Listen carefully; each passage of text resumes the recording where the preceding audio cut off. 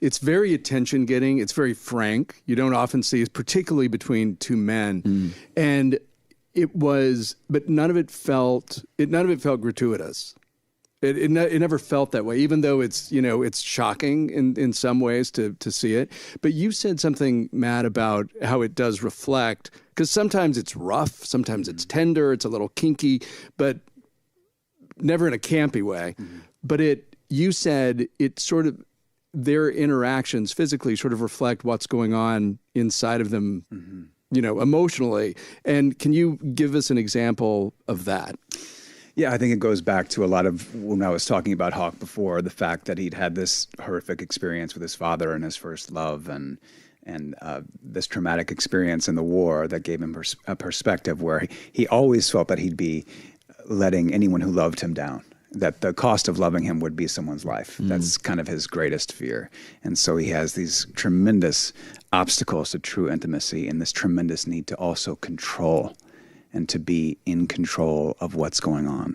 And I think buried within that is also when he finds somebody great like Tim, hoping that pleases that person as well. Does that explain it? No, it does make sense that he needs to be in control. There's also an anger that comes through. Of course. He's got a tremendous amount of anger towards his father. And the establishment, as it were. He has a great speech where, he goes off on government, God, all of it. I think he's called a lot of that into question in his life. And for Skippy, the subservient, but also very much in control. Like he knows, he's somehow aware of his power, despite he has that incredible chemical awakening in that first interaction. Yeah. And also I think for Skippy, his intimacy is exploded by truth and honest conversation.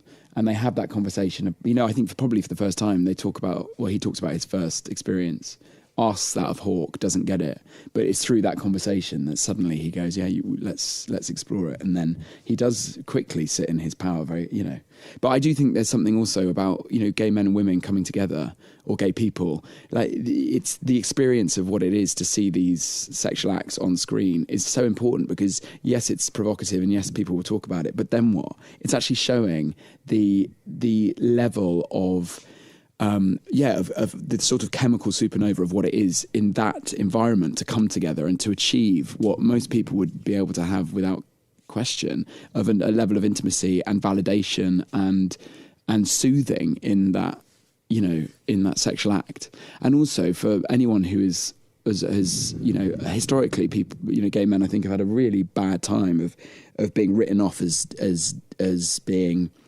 animalistic in the way that they meet and have sex with each other. But I'm hoping this show will allow people to understand that, these cottaging and the toilet, they're the only places that they could go to meet these people. And actually everyone should be able to have sex with the people that they want to, obviously within consent.